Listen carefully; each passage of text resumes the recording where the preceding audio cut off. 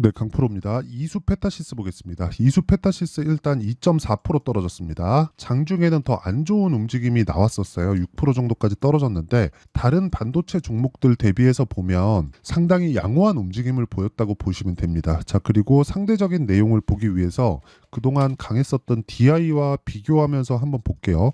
DI 같은 경우에 13% 떨어졌습니다. 근데 최근에 굉장히 강했죠. 그냥 수직 상승하다시피 하는 그런 움직임을 보였는데 이 정도의 상승 각도나 폭이라는 건 여기 이수페타시스의 작년 6월, 7월 요 정도 움직임하고 거의 흡사한 형태로 지금 상황이 발생했습니다. 근데 그리고 나서 이수페타시스의 상황 어떻게 됐나요? 조정받았잖아요.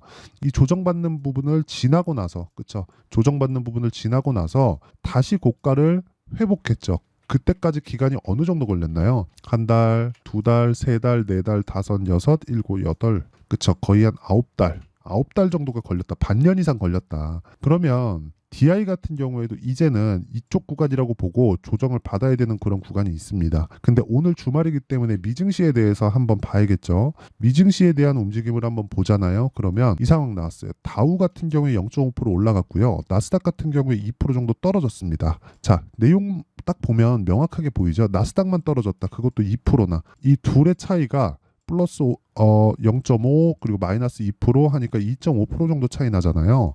이 정도까지 차이가 났다는 건 한쪽에 하락이 집중됐다는 거예요. 한쪽에 하락이 집중된 건 뭐겠습니까? 나스닥이면 기술주, 반도체 이쪽이죠. 자, 하락폭이 어느 정도까지 나왔느냐. 슈퍼마이크로 컴퓨터 23%, 델 3%, ASML 3%, 이 다 반도체입니다. 그리고 무엇보다 슈퍼마이크로와 델은 같은 일을 한다고 보시면 돼요. 서버를 만들어줍니다. 근데 그 서버를 만들기 위해서 부품이 필요하죠. 그 부품을 만드는 게 여기 엔비디아, 마이크론 테크놀로지 이런 쪽이에요. 근데 엔비디아는 이제는 그 모를 수가 없죠. 10% 정도 떨어졌다. 자, 그러니까 지금은 이런 상황이라는 거예요. 지금은 우리가 정말 이 매매하면서 알아야 될 게 이렇게 앞으로 전망이 좋음에도 불구하고 떨어지는 경우가 있습니다.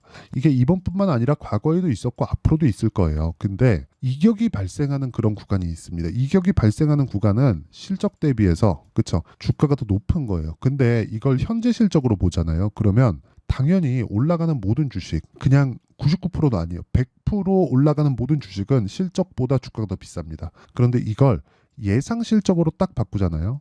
그러면 앞으로 실적이 좋아질 거니까 주가가 먼저 반영해서 올라가는 거예요. 우린 이걸 가지고 선반영이라고 합니다. 그럼 이 선반영 구조를 가지고 우리가 알아야 되는 부분은 뭘까요? 가격이 먼저 뜨는데 실적은 늦게 올라오니까 실적과 가격의 괴리가 발생하고 이 괴리만큼을 우리는 수익으로 바꿀 수 있는 상황을 만들어야 된다. 그게 타점이에요. 그렇죠. 그러면 미증시가 지금 이스라엘이나 이란과의 문제점 이런 부분으로 인해서 조정을 받은 이런 부분이 약간은 존재하겠지만 결과적으로 이건 지정학적인 위험으로 단기간에 끝날 수 있는 환경이고 금요일 날 그쵸 오늘 새벽에 마감된 미증시가 2% 정도 떨어지고 반도체 쪽에 안 좋은 상황이 나왔다는 건 왜 그렇습니까? 당연하죠. 너무 당연하잖아요. 이쪽은 옵션 만기일에 대한 영향, 수급이 꼬였어요. 그리고 수급이 꼬이게 만드는 건 반도체 쪽에 대한 가격대가 너무 높게 형성됐었기 때문에 이런 부분을 감안하면 우리는 이격을 채우는 과정에서 나오는 조정이다. 이거 말고는 없습니다. 그리고 제 이야기가 만약에 틀리려면 그쵸? 유가가 올라가고 금리는 이것보다 더 올라갔어야 돼요. 그러니까 지금 여기 이런 내용들이 실제 나오고 있습니다.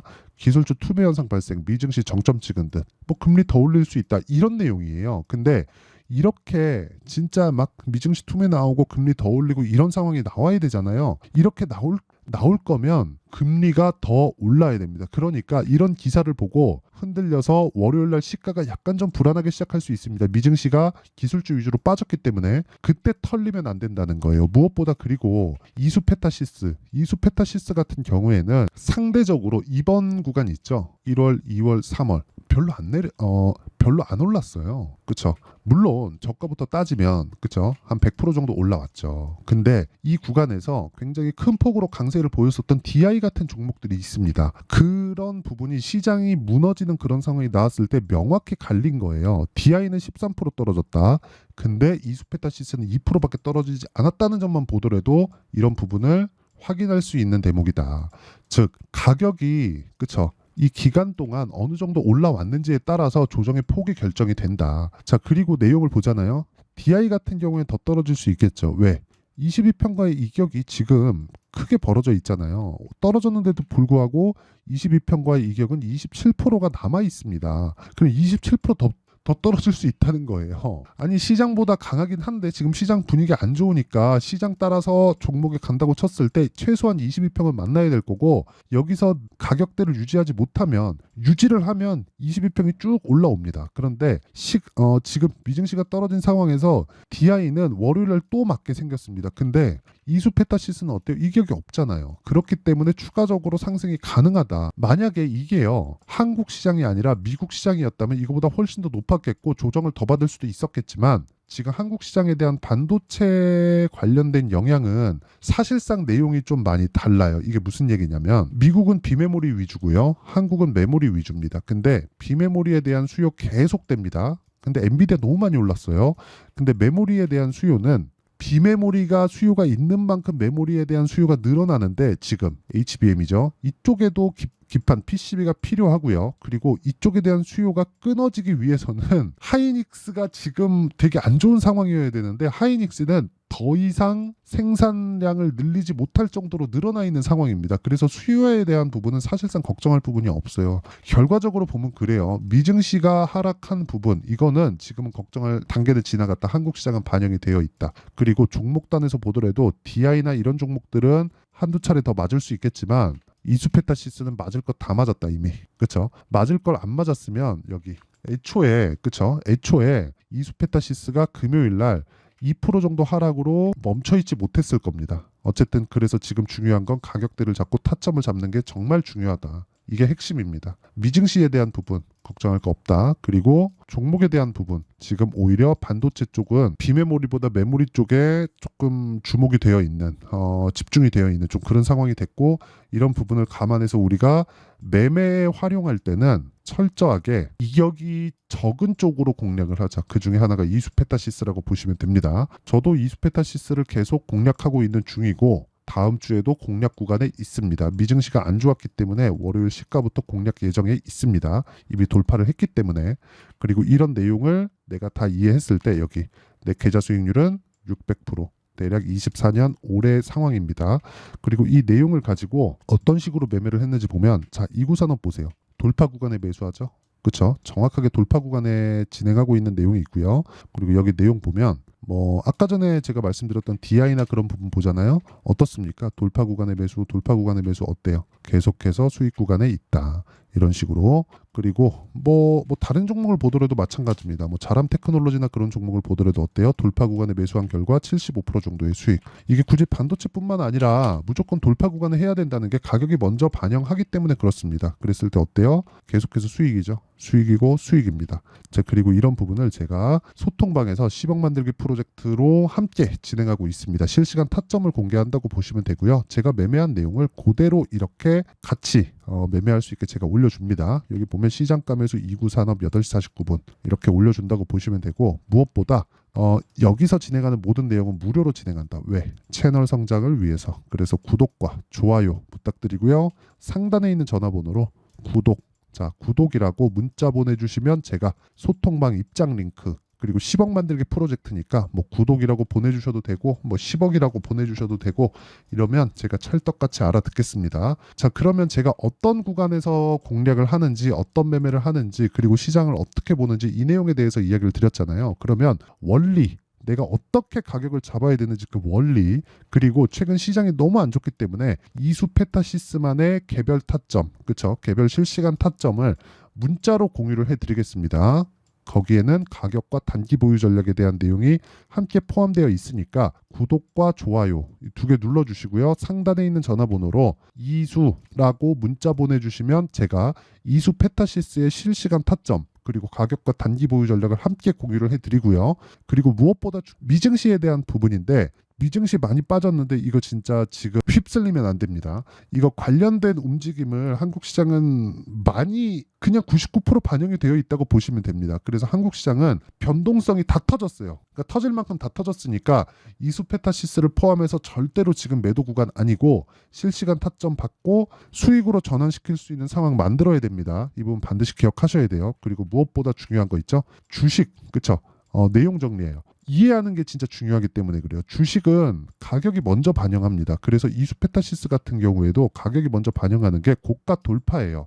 이번에 고가 돌파 나왔죠. 근데 시장 분위기 안 좋아요. 근데 시장 분위기 안 좋은 상황에서 기존에 있었던 주도하는 종목들 그리고 대형주들 이쪽이 같이 완전히 넘어지는 한국 시장 같은 경우에는 뭐 삼성전자나 하이닉스 이런 부분이 완전히 넘어지는 상황이 발생하려면 삼성전자에 대한 상황이 좋지 않게 떠야 되는데 삼성전자에 대한 상황이 좋지 않게 뜨려면 이거 어떻게 해야 됩니까? 안 빠지고 위에서부터 찍어 눌러야 되는데 지금 그 상황이 아니라는 거예요. 가격이 먼저 반영하는 주식시장의 특성을 이해했을 때 내가 타점을 어떻게 이해하고 어떻게 분류해서 매매하는 결과가 어느 정도 나올 수 있을지 그 내용에 대해서 제가 다 이해를 시켜드리도록 할 테니까 영상 끝까지 시청하시고요. 모든 분들이 성공 투자하셨으면 참 좋겠습니다. 자, 24년도가 돼서도 시장은 여전히 어렵습니다. 자, 근데 시장은 항상 어려울 거예요. 앞으로도 계속해서 어려워질 겁니다. 자, 근데 제가 매월 대시세 종목을 구독자분들에게 공개를 합니다. 자, 내용을 보면 12월 달에 실제 공개를 했었던 강프로의 대시세 종목에 대한 내용인데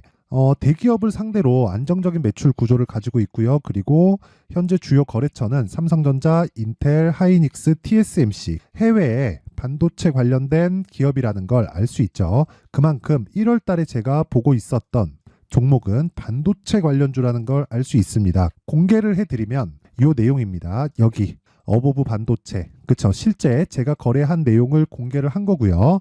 수익에 대한 크기를 보면 공략한 시점, 제가 가격대를 함께 공개를 해드렸는데 공략한 시점부터 21%의 수익 마감이 된 것을 확인해 볼 수가 있습니다. 자, 근데 지금도 마찬가지입니다. 지금은 어떤 이슈가 있을까요? 2월 달에 발표한다는 기업 밸류업 프로그램이 있죠. 근데 그걸로 인해서 지금 2월 달에 발표한다고 이야기가 나온 상황이고요. 무엇보다 우리가 생각해야 될 내용은 한 가지입니다. 어떤 이슈나 그리고 어떤 뭐 상승할 수 있는 내용으로 인해서 주가가 올라가는 것은 맞죠. 하지만 가격이 먼저 반영한다는 걸 반드시 알고 있어야 되고 그런 내용에 대한 파악이 되었을 때 그쵸? 여기 어보브 반도체처럼 21% 그쵸? 대략 3에서 4일 동안 20% 이상의 수익을 먹을 수 있고요. 그리고 여기 HLB 같은 종목처럼 대략 일주일이 채 되지 않는 기간 동안 30%의 수익을 낼 수 있습니다. 자, 그러면 답은 나왔어요. 재료에 대한 부분보다 중요한 게 가격이다. 자, 근데 지금 시장에 쏠려 있는 게 뭐죠? 2월 달에 발표하는 기업 밸류업 프로그램에 대한 내용이죠. 자, 그러면 우리가 이쪽에다가 지금 집중을 해야 될까요? 그 내용을 한번 보겠습니다. 기아차의 차트를 보면요. 1월 24일 날 정부단에서 입김을 불어넣은 이후에 시세가 강하게 발생한 것처럼 보이지만 애초에 12월 달부터 신고가를 달성했다는 걸 확인할 수 있습니다. 자, 그러면 우리가 스케줄을 따져봤을 때 우리가 어디를 봐야 될까요? 4월 달 총선을 봐야 됩니다. 드디어 때가 온 거죠. 4월 달 총선이 끝나면 그 뒤엔 뭐가 있죠?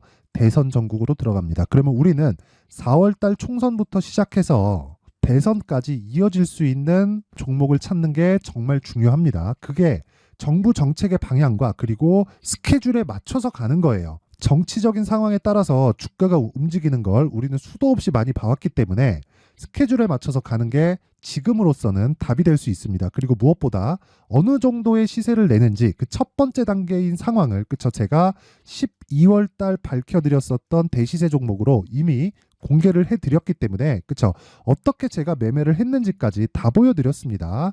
HLB처럼 그쵸 31.9% 걸린 시간은 4일밖에 되지 않죠. 이 종목을 제가 가격과 그리고 어떤 종목인지를 애초에 12월 달부터 공개를 한 겁니다. 자, 그러면 지금도 마찬가지예요.